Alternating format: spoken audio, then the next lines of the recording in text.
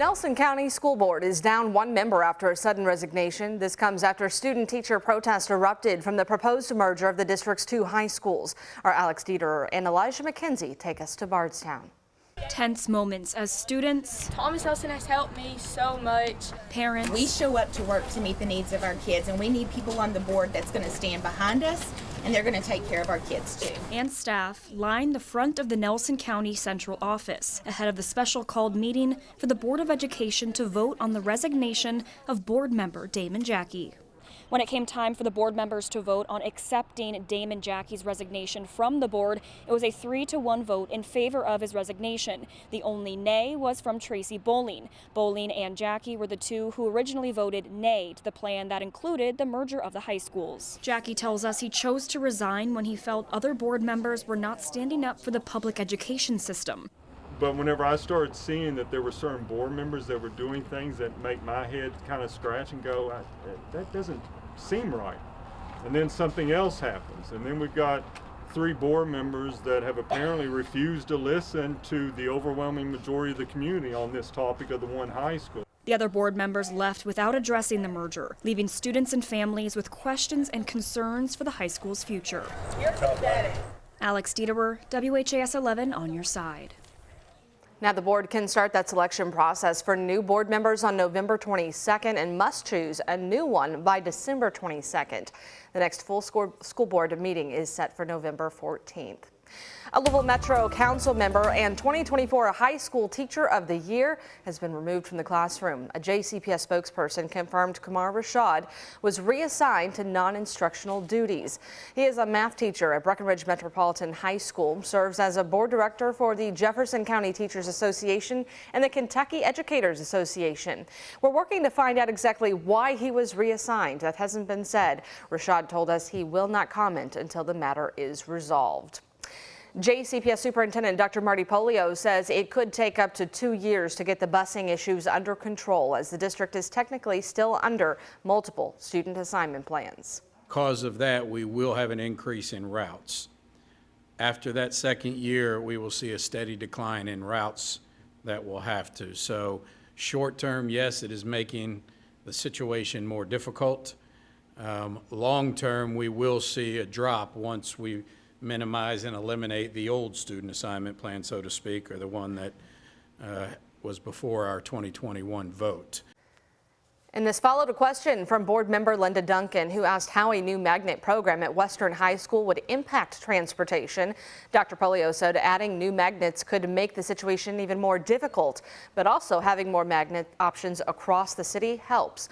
He also reiterated the district will need to make difficult decisions moving forward and about who and how they are transported. Well, she's dedicated her life and career to public education in JCPS and here in Louisville, and now a longtime fixture on the school board, and the current chairman resigned. Diane Porter made the news public in a letter released Tuesday saying a chronic illness prevents her from continuing in the role. And Porter worked for JCPS for almost 4 decades before being appointed to the board. She filled the vacant seat left by Ann Elmore. And in 2012, she was elected chair of that school board, making her the first black woman in the position.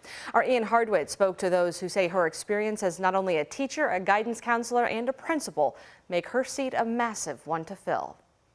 I don't think there's anyone else like Diane Porter. Diane Porter spent 13 years on the school board for Kentucky's largest district, from 2010 The way I look at it, nothing's too good for our children. to a difficult August. Since 1975, when the two districts came together, to my knowledge, we have never had a student taken off the bus at 9:58 p.m. Former and current colleagues describe her as dedicated, professional, and always putting kids first. Dr. Raymond Burse, vice president of Louisville NAACP, where Porter is a member, recalled one of her first votes on the school board. I think her vote for the ouster of Shelley Berman as a superintendent was controversial. I can tell you that 2 of the groups that I was involved in were Berman supporters, but she's always voted for what she thought was in the best interest of the district and the best interest of students. Audwin Helton worked with Porter during her time as an administrator and credits her with bringing cartography learning into high schools. We had a solid committee of U of L folks, we had JCPS folks, and we had professional folks like me. And at the time, we had GIS programs in about 5 or 6 schools. And again, all because of Diane and her staff. As Porter moves on from over 5 decades of working for Jefferson County kids, her friend Burse says she'll still be around doing more of the same. She'll always be around and her voice will be heard. And she's told me as we were working through this resignation process is, tell people that my voice is not going away. Now, by state law, Porter's empty seat must be filled by the JCPS board 60 days after it accepts her resignation.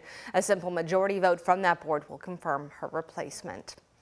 An update now in the Crystal Rogers case. Brooks Houck, the man charged with her murder, has asked the Nelson County Court to dismiss the judge assigned to his case. Houck's attorney claimed Judge Charles Sims has demonstrated bias toward Houck, pointing to a 2017 custody case involving his girlfriend. The motion includes an order from Sims where the judge wrote, "This court is simply astonished that she would want a relationship with a man who is the prime suspect in the disappearance and presumed death of his previous girlfriend." Well, attorneys say this proves the judge has hostile views toward Houck. The motion also argues his bond is excessive and shows his inability to be impartial. Houck is expected back in court on February 8th. His bond remains at $10 million. The man accused of hoarding dangerous chemicals in his home in Highview is now out on bond. Mark Hibble owns the house on Applegate Lane the EPA has been slowly demolishing. He's also accused of squatting in the home next door. Court documents show he posted his $10,000 bond Monday. A judge previously said he'd have to go into inpatient mental health treatment at Wellspring in Louisville if released. He's also ordered to have no contact with chemicals or explosives. And there's a new geothermal system at Louisville's Ali International Airport. The technology allows the airport to cool and heat one of its terminals using the Earth's natural temperature.